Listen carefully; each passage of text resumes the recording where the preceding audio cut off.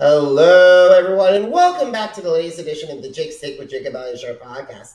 I'm your host, Jacob Elyachar, the chief content producer and writer of JakesTake.com, a pop culture entertainment news website. If you're watching this on YouTube, please give us a thumbs up and please subscribe to my channel. If you're listening to our audio version, thank you so much for listening, and please give us a 5-star rating, and also please download this episode or stream it. I am thrilled to welcome this musician and producer today. He is a Spotify verified artist, and he's also, as of this recording, has 5.6 thousand TikTok followers, and his videos have been liked over 120,900 times. And also, he has over 40,100 Instagram followers. So please help me welcome VeeAlwaysHere to the podcast. Thank you so much for having me. I'm very excited. I'm excited to have you. Thank you so much for taking time out of your schedule to talk with me today. I really appreciate it, V. Of course. The pleasure is all mine. Alrighty, V, let's get started. So when did you get interested in music, and how did that passion evolve into the desire to pursue a career in the recording industry? I've always been kind of interested in music, but I guess the biggest moment of my early music career, if you will, was I was in elementary school, maybe second grade or something like that, and I came home from school, and instead of doing homework, I decided to watch some TV first, and I turned the TV on, and instead of SpongeBob, what I'm assuming I was trying to look for, MTV was on.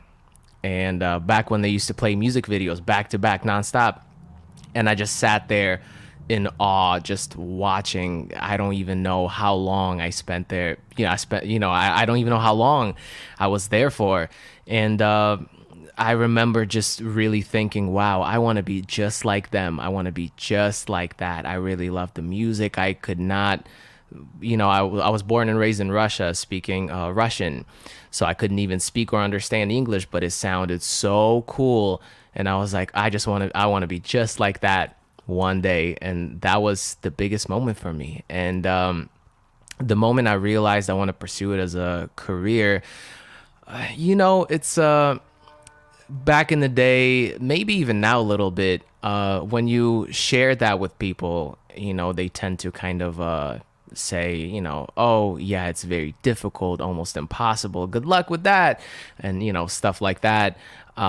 So it was definitely the case with me, and it's really basic, but I just realized, life is short, and no matter what it is, I just want to enjoy my life and do what I love and pursue it. And that was kind of the moment I decided to seriously pursue music. That's amazing. I remember the MTV back in the day, TRL, Carson Yeah. Daly, all those. It was Britney, Mariah, no NSYNC, not Backstreet Boys, Christina, the Destiny's Child, nonstop. It's a Yeah. shame that MTV has become the ridiculous network with a bit of the challenge of Teen Mom thrown in. I enjoy those shows too. I'm not gonna lie to you. I can sit here and lie that I don't even watch anything like that, but I do. I really do, and it's definitely enjoyable. Now music is everywhere. Now you can find it at any point in time. Whatever you want, it's on demand and it's accessible easily. So I definitely see the direction that they've taken. It works. Absolutely. And besides, I think it's much better for this time of our career, this time of our lives, to have music going out there without having the gatekeepers like a record label or a major agency like guarding people, and actually making. And that's how the rise of indie music. Yeah, I definitely see that. I'm an independent artist and I really enjoy being that, because if I feel like releasing a song, I can do it whenever I want. I just shot a music video, and I don't even know when I'm gonna drop it, but I don't have to run it by anybody. I can just, whenever it's ready, whenever I feel like I want to drop it, we'll do it. And I think that's the freedom, I believe, of having that, instead of like saying, okay, let's go to person A. No, you got to go to person B. No, you got to talk with the publisher. Person C. No, you have to get back to D, the president of the entire company. I got to say, I think a lot of artists are relieved to have like, are in your position, are like relieved to have their control, their voice, and everything, and be able to have their own songs. For sure, I definitely get that. I can understand both sides. I definitely understand all the hoops people have to jump through. It is a business, and there are these are the ways that it needs to be done because there's no other way. So I definitely get it. I have nothing against it, but I'm definitely enjoying my creative freedom. Absolutely. So I would love to learn about who are some of the your biggest influences, and how do they influence your sound? Definitely. I mean, when we were just talking about MTV and all those artists that you mentioned, definitely all of those. I was definitely very inspired by two completely different, or maybe not completely, but two very different sides of music. Back when I was younger, it was Michael Jackson and Tupac. And I've always, ever since I can remember, I always really liked all different types of music. The word genre meant nothing to me, and it's still kind of the same for me now. But yeah, I just feel like being open minded in how we consume music, at least for me as a creator, as a music artist, it really helps me open my eyes to different things that different genres, different people are doing. And it's just very inspirational, I think. And just kind of having a really broad range of what you're familiar with is just very good for a consumer and for a creator. That's incredible. I gotta say, first of all, Michael Jackson, one of the greatest of all time. I actually said that in a work meeting, that I would say that Michael's one of my all-time favorites. So I am with you there. I gotta say, have you seen the Bad tour from let's from Wembley? It's amazing. It's one of my favorites. I have seen some clips and stuff. Yeah, definitely not the whole thing. Like, that's the concert I would go travel back in time to if I would, because that's where he was physically and vocally his best. Yeah, definitely. I definitely agree. And I gotta say, I wish this was like, I was after watching this was it. This is it, the documentary. I gotta say, he would have had that comeback a million times, 10 million times fold. For sure. Yeah, yeah. It's very tragic. Well, let's talk about something that's not tragic, about genres, about like the lessening of genres, because I've noticed that as I've been covering music for over almost 12 years now, and Wow. I've noticed that there's two camps for me. One is genre, especially in country and especially in hip hop. And there are other artists like yourself and Lil Nas X and Billie Eilish who's like saying, screw genres, I want to produce my own thing.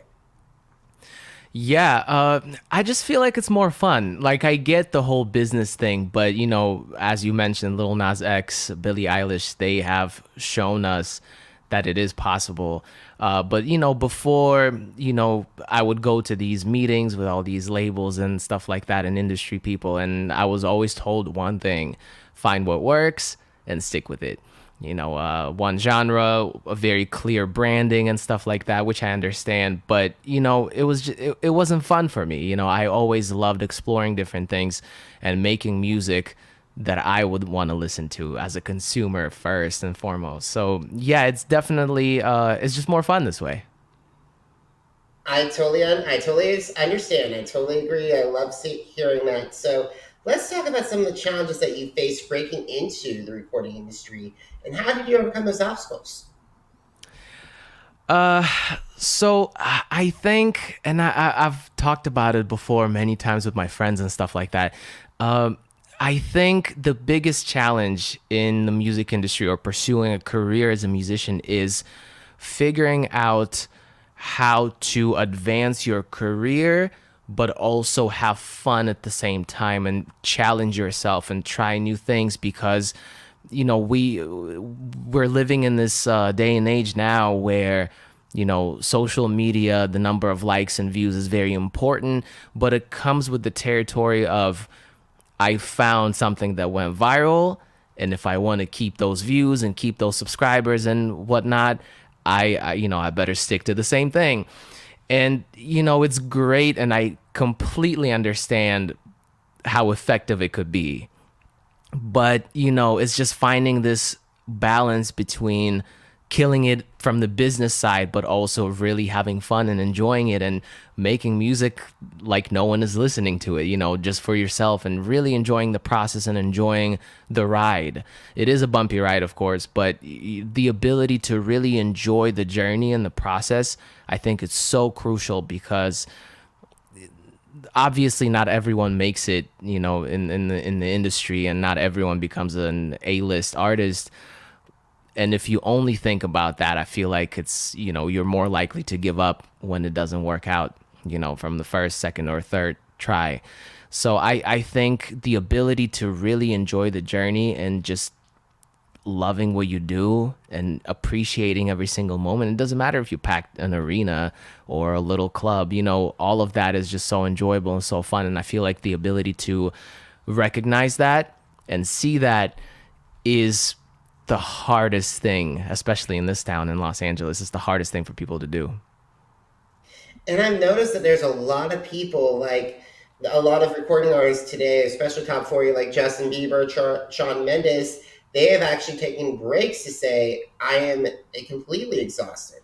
So with mental health, I think because of like they've been so attached to like the stream and a virtual age since they started, and now Yeah. all of a sudden, 10 years later, now they feel the punch of, holy smokes, what I get myself into. Yeah, it is exhausting, and I think it's supposed to be, to an extent. Like, obviously, let's be real here, and let's not expect it to be nice and easy and chill. If you really want it, you have to work really hard, but you also have to work smart. But it's more about placing your values on other things, and the process, and the finished product, and not necessarily those things that we tend to care about now, which is the streams and the views. Obviously, it's important for a successful career, but it definitely takes second place compared to just enjoying the process and being in it and being present. Absolutely. I'm actually been doing this for almost 12 years. Back in, it'll be 2023, be 12 years. But like the thing is, I rather be in it, like my mentors, Regis and Barbara Walters, and they well, not. I wish I was mentored by them, but they're like my role models. But to like, and they were in there. They did in the industry for 50 years before they retired. So I want to be that the person that has the 50-year journey instead of the crash and like rise for 10 years and then crash and burn. Yeah, longevity is something that we don't talk enough about. If you want to build something that lasts, it takes a while to get there. And, being impatient is definitely not beneficial in this case. You really have to enjoy how to, you really have to learn how to slow down, and be present in the moment. And also make sure that you don't focus on your and don't ignore your personal life as well, or don't ignore your family or your friends. Of course. I mean, if you don't live a life, where do you get inspiration from? It's very difficult to create something, art, music, content, whatever the case may be, without, having experiences. It's very, very important. 100%. Speaking of, I'm glad you brought up content because let's talk about ego playlist. I love the playlist. So how long did it take you and your team to create the EP from inception to release? Ego Playlist 1 was an idea that I had in my head for a while now. And I was waiting for the perfect moment to do it. And we started working on it. Like, the first song was made in November of last year. And the whole project was fully ready, I believe, by like end of June, early July. That's incredible. So it's like I'm impressed that you were like got were hard on it, went hard on it. I put a lot of work into it, definitely, because I really wanted to challenge myself with this one. Every song was a challenge, and I really wanted to do something uncomfortable for me. As an artist, you have two different types of songs you can write. You can write your comfortable, usual song that you would put out without any problems. Like this is what you do, this is what you're known for. It's easy and it's effortless. And then we have our uncomfortable songs, which are the songs that we don't show anybody. Songs that we use as training. We try new things, and sometimes it doesn't work, sometimes it does, and you learn something. So this entire project, the point of it was uncomfortable songs for me, doing on every song, doing something that I've never done before, with sounds, genres, subject matter, and all of that. Awesome. I picked up 5 of your songs from Ego that I would love to talk with you about, and the stories behind those songs. Of course, yeah. Alrighty, we're going to start with "We Are" with your collaboration with Kimono Pat. So how did that song turn about? Yeah, this is probably the funniest story of them all. So I knew exactly what I wanted in terms of the feeling that I wanted people to experience when they listen to it. That's kind of how I make music. I kind of reverse engineer it, and I start with, what do I want people to feel or experience when they listen to it before the song is even made. So once I have that, I go into, what sounds I want it to be, like what genre or what kind of style. And I knew I wanted a ballad, but not a slow ballad, something more upbeat with a transition that people might not expect.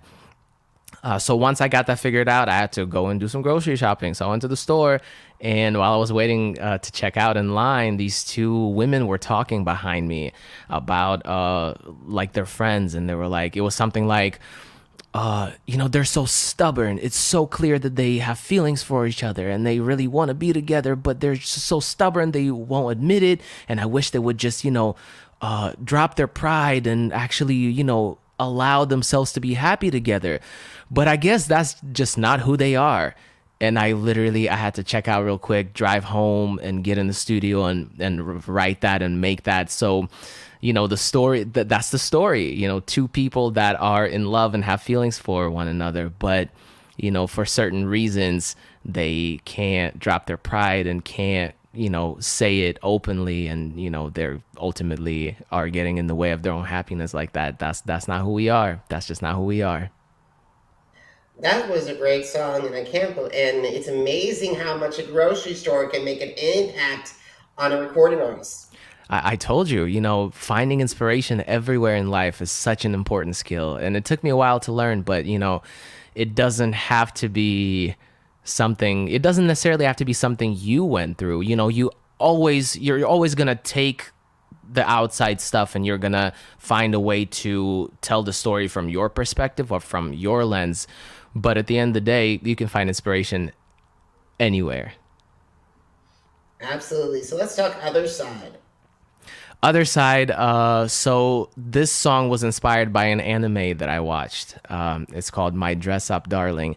And, to make a long story short, there's this guy. He's kind of like an outcast, not a popular kid. He kind of keeps to himself. He's considered to be a loser.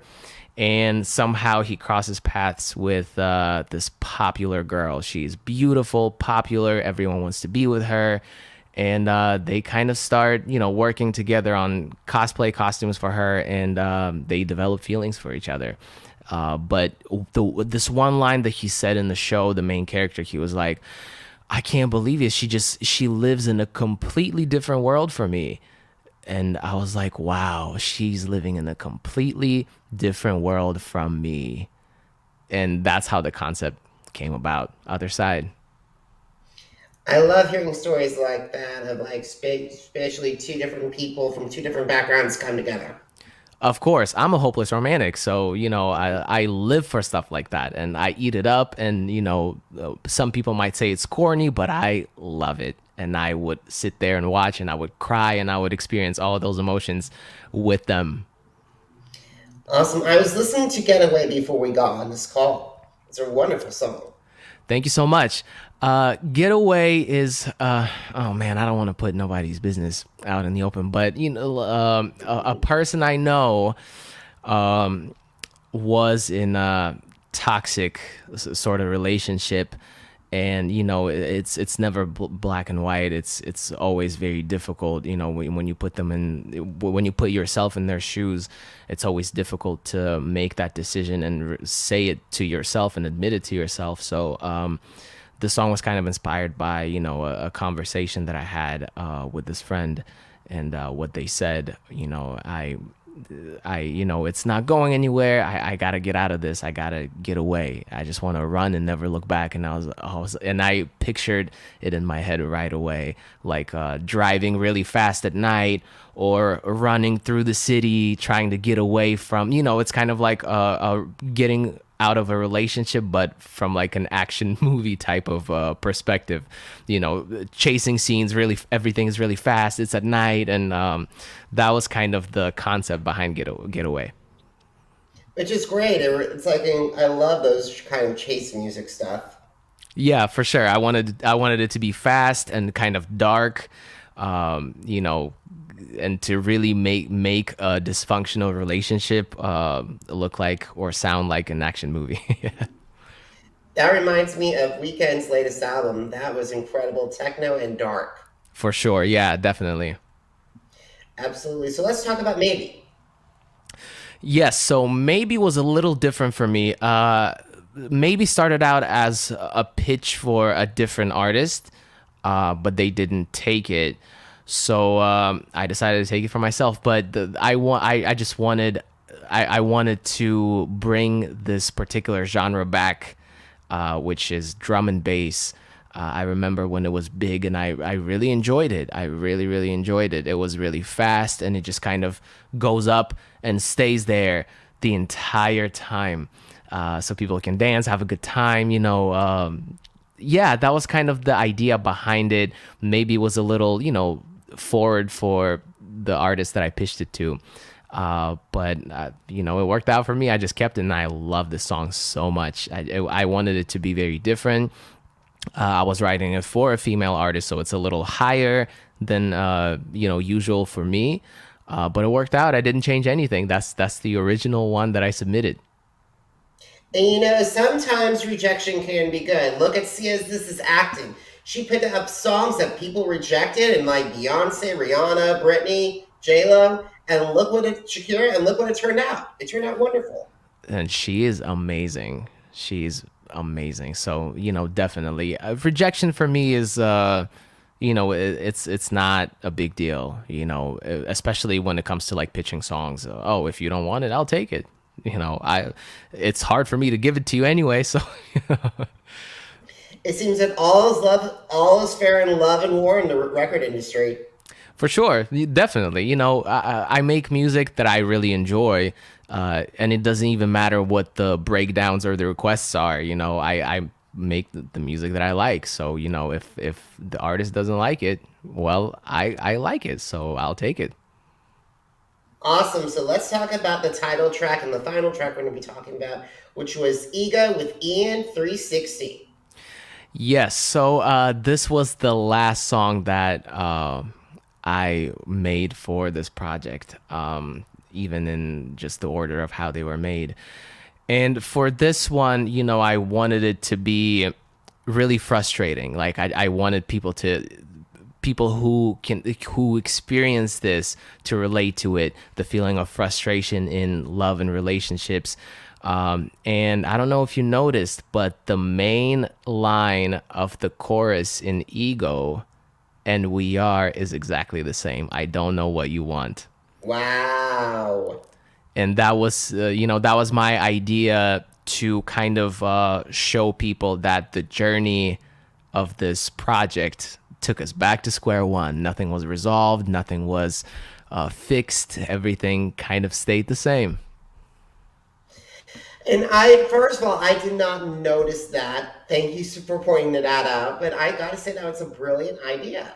That was brilliant. Thank you. It was just a random idea that I had. I was like, what if the first song and the last song are the same? Or maybe we do like an interlude, or maybe something to show that the journey didn't lead anywhere. Because sometimes it happens, sometimes you go on a journey, whether it be, your relationship ended or, something else. You when you lose something in life, not all journeys are as streamlined as we want them to be.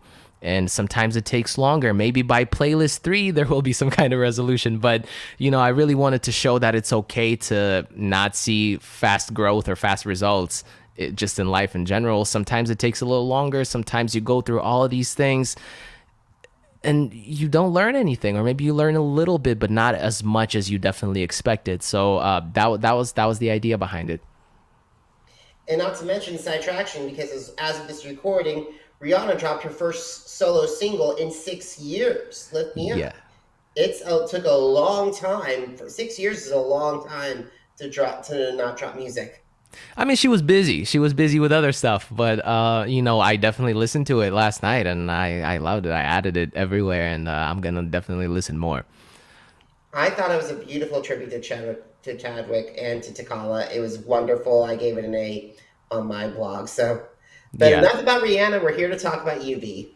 Yes. Yes, sir. Alrighty. So, who are some of the recording artists, producers, songwriters, and musicians that are on your dream collaborations list, and how would they enhance your sound?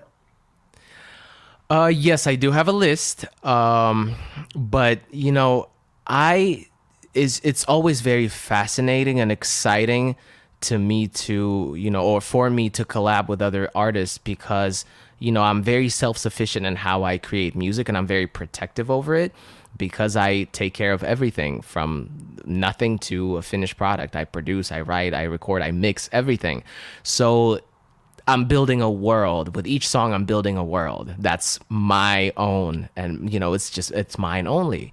And when I invite people to bring a little taste of their world into mine, it's always very exciting. Every time I get a verse back or something, it feels like Christmas because just hearing how different artists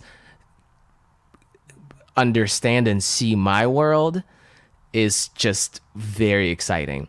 So, I do believe that no matter who I collab with down the line, it's never gonna change and it's always gonna stay the same for me.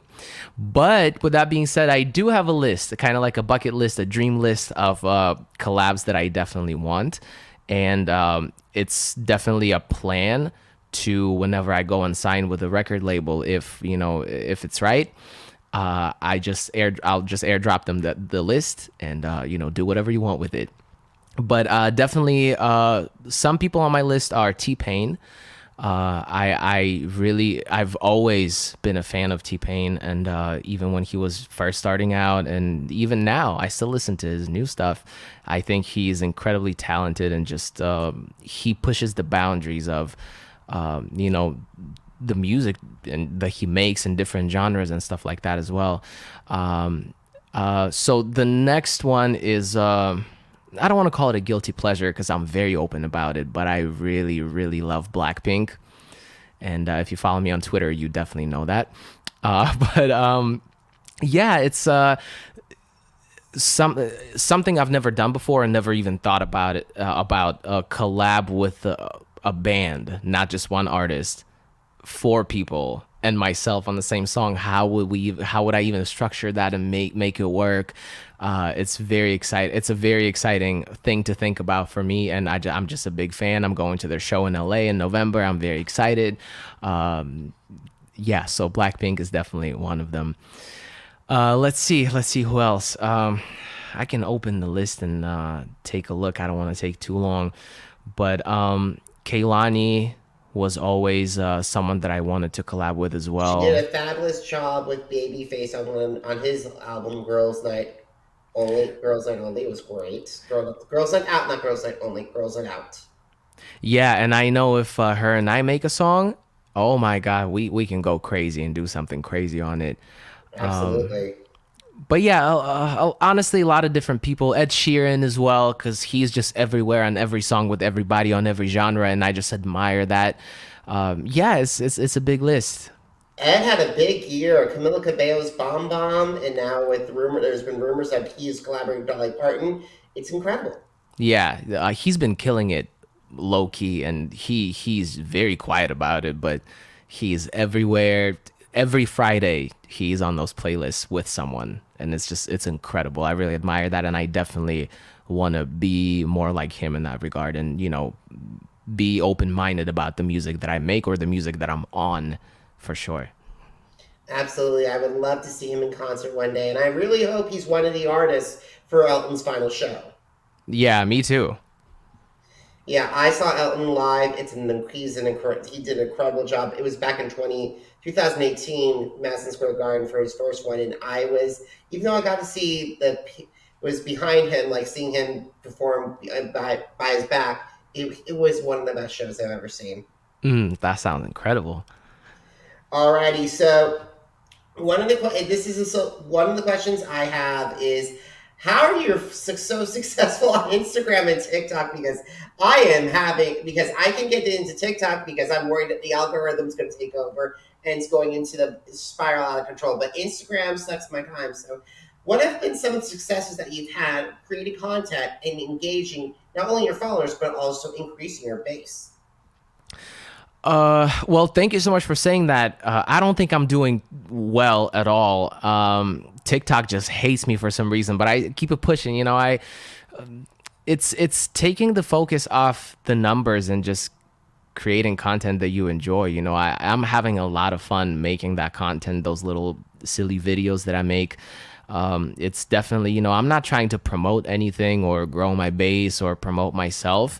I'm just having fun with it. Maybe I should try a different approach and be very structured and have a clear goal of increasing my, follower count. But I just don't feel like doing that right now. And I think it's very tricky, putting all your faith in a machine, basically.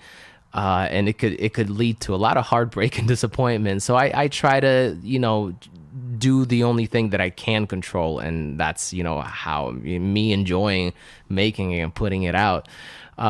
So yeah, some of the things that I've done, I've done those little duets and stuff, open verses. If I had a verse on, I had a really good video on TikTok. If I had a verse on positions, and that did well out of nowhere, like overnight, my phone was blowing up.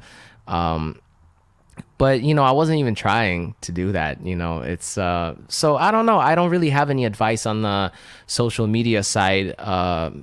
Aside from just do what you want to do. Do you be yourself and enjoy it? Everyone says it, and it's very corny at this point, but I swear by it because it's about really enjoying what you do, and I will never stop preaching that.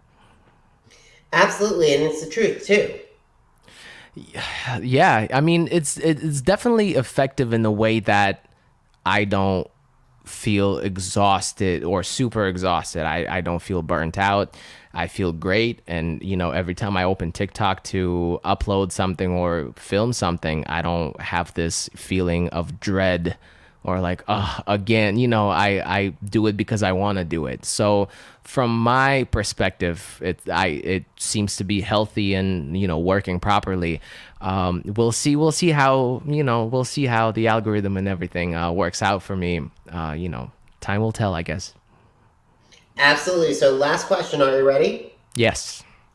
All right. So where can my audience find you on Instagram, on social media, and where can my audience listen to your music? It's VeeAlwaysHere, VeeAlwaysHere, all one word, on every social media: Instagram, TikTok, Twitter, YouTube, Spotify, Apple Music. It's everywhere. VeeAlwaysHere, VeeAlwaysHere. Awesome, V. So, guys, if you missed an episode of the Jake Stick with Jacob Elyachar podcast, visit our channels on Apple Podcasts, Deezer, Google Podcasts, Podcast Addict, Spotify, and Spreaker. And V, I'm so excited to share this, but my podcast is now officially on iHeartRadio. That's incredible. Congratulations. Thank you so much. I really appreciate it. It's been a huge goal of mine to get there, so I feel very blessed and happy that I got that there. So, guys, are you on social media? Because I'm on social media too. Facebook, Instagram, Twitter, and YouTube. Jacob Elyachar, JACOB And V, in 2023, I can't believe I'm saying that already, Jake's Take is turning 12. Wow. Yeah, it's amazing. So, guys, if you want to hear my take on these EP and more podcasts, more interviews, and more articles, head over to jakes-take.com. Once again, jakes-take.com. V, it was a pleasure to meet you. Thank you so much for taking time in your schedule to talk with me today. I really appreciate it. Thanks for having me. The pleasure's all mine, as I said. You're so welcome. And guys, thank you so much for taking time in your schedules to watching this, to listening to this. And until next time, have a great one, everybody. Goodbye. Bye.